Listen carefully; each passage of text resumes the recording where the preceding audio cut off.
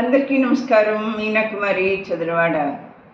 ఈరోజు భగవద్గీతలో ఒక శ్లోకం భావం చెప్పుకుందాం. అహింసా సత్యమక్రోధ త్యాగ శాంతిరపైశునం దయా భూతేష్వలోలుప్త్వం మాధవం హ్రీరచాపలం. మనం ఇతరులను శారీరకంగా కానీ మానసికంగా కానీ అవమానించటం, నిందించటం చేయకూడదు.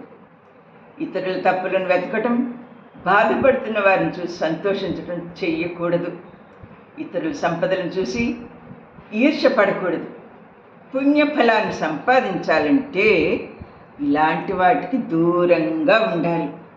ఏ నోటితో భగవన్నామస్మరణ చేశామో ఆ పుణ్య ఫలితం నిలవాలంటే ఇతరులను దూషించకూడదు. అహంకారం వచ్చిందో మనిషికి ఆ పుణ్య ఫలితం పోతుంది. అహంకారం అనే మాట వచ్చింది కాబట్టి ఒక ఉదాహరణ చెప్తాను. రావణ బ్రహ్మవంశంలో పుట్టాడు. సాక్షాత్తు కుబేరుడికి సోదరుడు, ఇంద్రజిత్తుకు తండ్రి. ఇంద్రజిత్తు అంటే ఇంద్రుని జయించినవాడు. అహంకారం వచ్చేసింది. నాకు 10 తలలు ఉన్నాయి, నన్ను ఎవ్వరూ ఏమీ చేయలేరు అనుకున్నాడు. ఏమైంది? అహంకారంతో ముని కుమార్తెలందరినీ తీసుకొచ్చి అంతఃపురంలో బంధించాడు. స్త్రీలోలుడు మహాసాధ్వి సీతామాతను అపహరించాడు. భగవంతుడు అనుకుంటారా? అహంకారం వచ్చిన వాడిని వెంటనే మట్టం చేసేశారు. ఏ విధంగా? ఎంత శక్తివంతుడైనా అహంకారం వస్తే మొత్తం అతని జీవితం నరకప్రాయమే.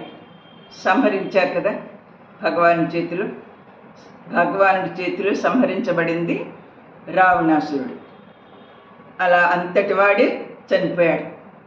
కాబట్టి అహంకారం అనేది మనిషిని కుంగతీస్తుంది. ఎప్పుడు అలా ఉండకూడదని నా ఉద్దేశం. నా వీడియో మీకు నచ్చినట్టయితే like, share and subscribe. Meena Kumari Chadalavada.